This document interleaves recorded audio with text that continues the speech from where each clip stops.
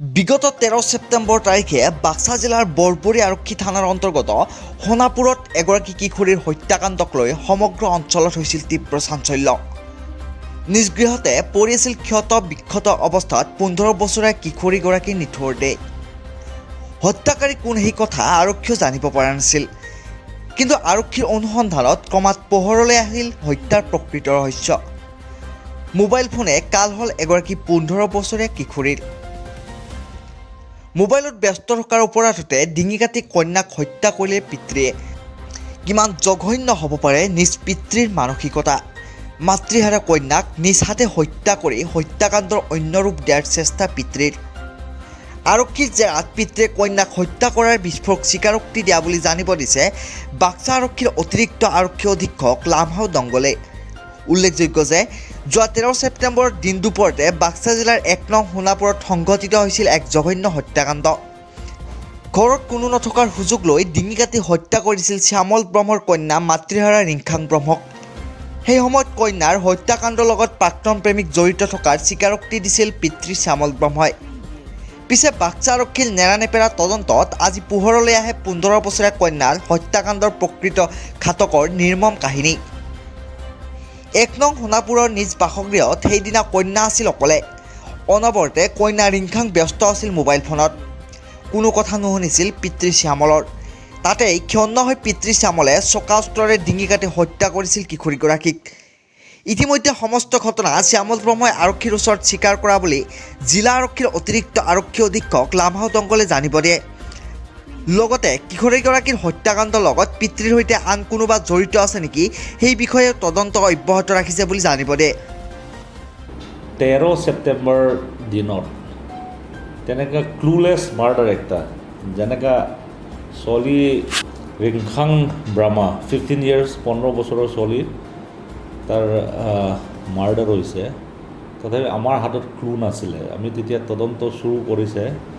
পিঅ' visit কৰাৰ পিছত মই আকৌ ছেকেণ্ড টাইম টিউজডে 15 তাৰিখত আকৌ জেগাত গৈ তদন্ত কৰিবলৈ যাওঁতে তেতিয়া আমি মাৰ্ডাৰ ৱেপন যি দাওটো আছে এইটো দাওটো আমি আকৌ পাইছোঁ।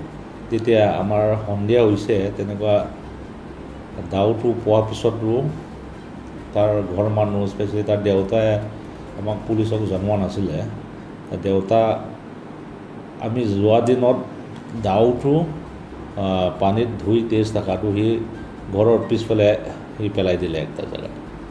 তাৰপিছত আমাৰ তদন্তটো বেলেগ লাইনত লৈ গৈ তাৰপিছত আমি গম পাই যে এতিয়া তাৰ দেউতাটো নিজেই ইনভলভ আছে শ্যামল ব্ৰহ্মা। তো আজি সি স্বীকাৰো কৰিছে তাৰ ইনভলভমেণ্ট আছে। আৰু ইতিমধ্যে আমি তাক এৰেষ্ট কৰি আজি কোৰ্টত ফৰৱাৰ্ড কৰিছে। আৰু এতিয়া এই ইনভলভমেণ্টটো তদন্তটো ফুল ফ্লেজড হ'বৰ কাৰণে এতিয়া চব চাবুতটো আমি গোটাই তাৰ দেউতা ইনভলভ আছে আৰু সি স্বীকাৰো কৰিছে। এতিয়া আমি ৰিমাণ্ডত লৈ কমপ্লিট বাকী কি ৰিজনটো কি আছে তদন্ত কৰিবৰ কাৰণে আমি এতিয়া কেছটো তদন্ত কৰি আছোঁ। মাৰা কাৰণটো সি ডাইৰেক্টলি সি কোৱা মতে তাৰ ছোৱালীয়ে কথা নুশুনে। প্ৰথম কথা ফোনত ব্যস্ত হৈ থাকে, কিবা কাম দিলেও নকৰে, এইটো টাইপত ফোনত ব্যস্ত হৈ থাকে, কথা নুশুনে, এইটো কৈ আছে এতিয়ালৈকে। তো আমি ভিতৰত কি হৈ আছে এতিয়া আৰু তাকে ওলাবৰ কাৰণে আমি চেষ্টা কৰি আছোঁ। ইনভলভ হোৱাটো এতিয়ালৈকেতো জেগাত আমি পোৱা নাই। আৰু ঘটনাটো 10টামান তেনেকুৱা 10টামান বজাত হৈছিলে। এইটো সময়তো বেলেগ মানুহ পোৱা নাই। আমি এইটো তদন্ত কৰি আছোঁ।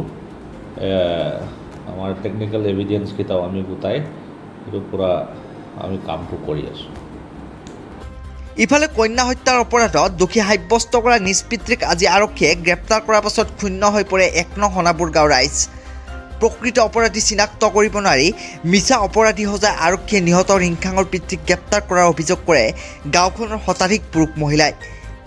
আনকি কন্যাক হত্যা কৰা বুলি স্বীকাৰ কৰাৰ কাৰণে আৰক্ষীয়ে পিতৃক হেঁচা প্ৰয়োগ কৰা বুলিও অভিযোগ কৰে স্থানীয় লোকে।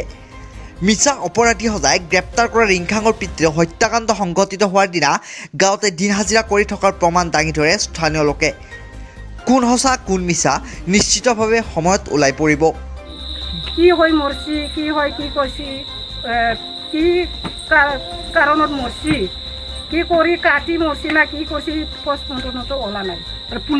পুলিচত অস্তাৰ কৰিছে নেকি তেখেতক? মাৰপিট কৰিছে নেকি?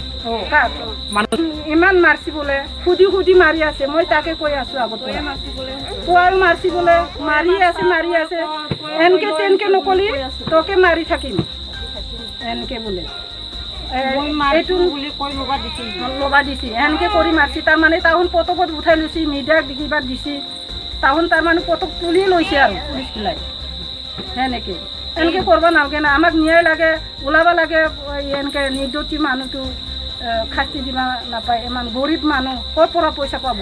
আমি ৰাইজে ইমান কষ্ট কৰি এই তিতা ডিপৰাত যাৱাই এতিয়ালৈকে নাছে ৰখি। Bureau report BTC express.